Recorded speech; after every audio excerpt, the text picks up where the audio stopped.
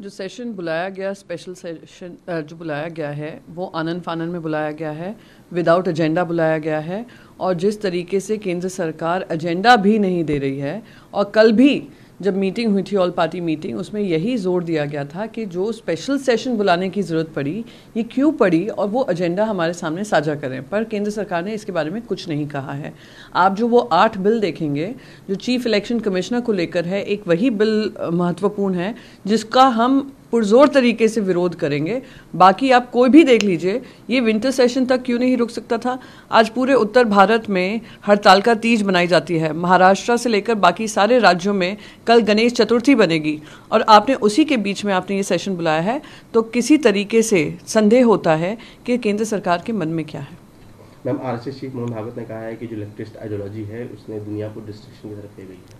मैं मोहन भागवत जी पे ज़्यादा टिप्पणी नहीं करना चाहूँगी, क्योंकि वो बहुत सारी चीज़ें बोलते हैं। कुछ दिन पहले उन्होंने विमेन रिजर्वेशन के बारे में बात की, जो खुद उनकी पार्टी नहीं सुन रही है, और जो सोच वो लाते हैं वो सोच ऐसी है जो विभाजनकारी सोच हो।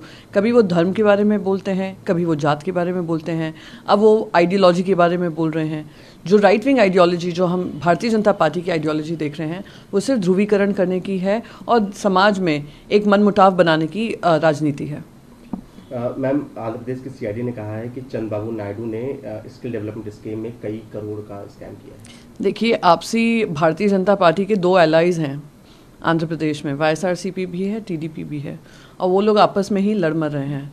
और वाईएसआरसीपी ने बिल्कुल उसी तरीके से काम कर रहे हैं जैसे सीबीआई, ईडी, आईटी केंद्र सरकार के लिए काम करती है, वैसे ही सीआईडी अब राज्य सरकार के लिए काम कर रही है। तो जो भी आरोप लगा रहे हैं, इतने साल उनको आरोप लगाने में लगे, इतने साल उनको कार्रवाई करने में लगे, दिखाता है कहीं ना कहीं एक भय का माहौल है, जहां टीडीपी के जो नेता हैं चंद्रबाबू नायडू, उनको फंसाने का काम किया जा रहा है। अमित शाह ने एक कार्यक्रम में कहा है कि किसी भी सरकार ने हैदराबाद लिबरेशन डे को अपीजमेंट की पॉलिसी के कारण सेलिब्रेट नहीं किया। पिछले 9.5 साल से इन्होंने क्या किया? ये किसका अपीजमेंट कर रहे थे? ये जिस तरीके की सोच रखते हैं, इनकी ही सोच डिविसिव सोच है। और 9.5 साल से इनको किसने हाथ बांधे हुए थे? जब वाजपेयी जी थे, उनके हाथ किसने बांधे हुए थे? तो इस तरीके की भाषणबाजी, घोषणाबाजी करना और ये उम्मीद करना कि वहाँ की जनता आपके साथ रहेगी, तो ये वही है 0 + 0 = 0 ही होगा। एक सोल्जर अपने मणिपुर के घर से किडनैप हुआ और फिर उसकी हत्या कर दी गई।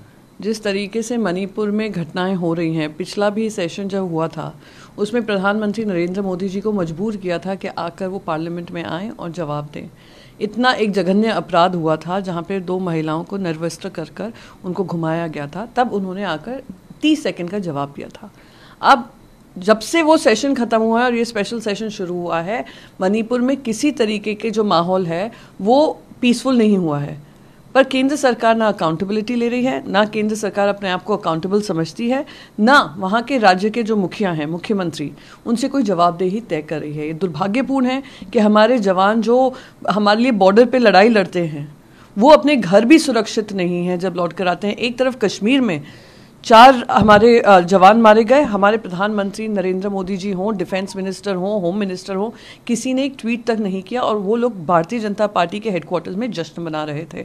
और अब एक और ये ऐसा अपराध सामने आया है, दुर्भाग्यपूर्ण है, निंदनीय है, और केंद्र सरकार पे इस पर तुरंत से तुरंत कार्रवाई करनी चाहिए। बीजेपी एमएलए हैं वैष्णव गौड़ा पाटिल यत्नेल, उन्होंने कहा है कि बीजेपी ने कोई भी अपोजिशन लीडर इसलिए नहीं बताया है क्योंकि पार्टी नॉमिनी जिसको भी करेगी 2024 जनवरी के बाद वो सीएम बन सकता है।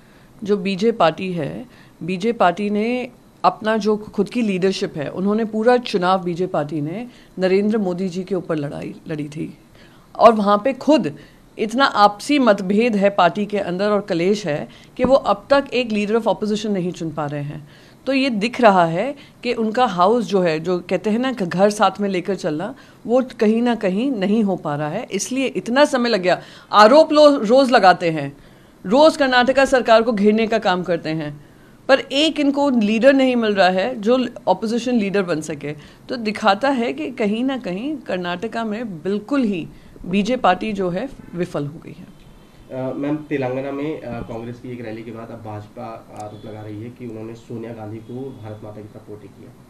ये कुछ भी आरोप लगाएंगे, अनर्गल बयानबाजी करेंगे। बीजेपी पार्टी के पास और कोई काम नहीं है, अपना एजेंडा है नहीं, तो ये ऐसे अनर्गल बयानबाजी कर करके ये देश का ध्यान भटकाने का काम कर रहे हैं। पर देश की जनता और ख़ास करके तेलंगाना की जनता आपसे बस यही सवाल कर रही है कि आपका जो मिला जुला अलायंस है, आप दोनों मिलकर वहाँ पे बीआरएस और यहाँ पर बीजेपी पार्टी दोनों मिलकर किस तरीके का काम तेलंगाना के लिए हुआ है, तो वो सवाल पूछेंगे और सवालों से भागने का काम बीजेपी पार्टी का है जो वो कर रहे हैं। लोकशाही मराठी ऐका, पहा, जागरूक रहा।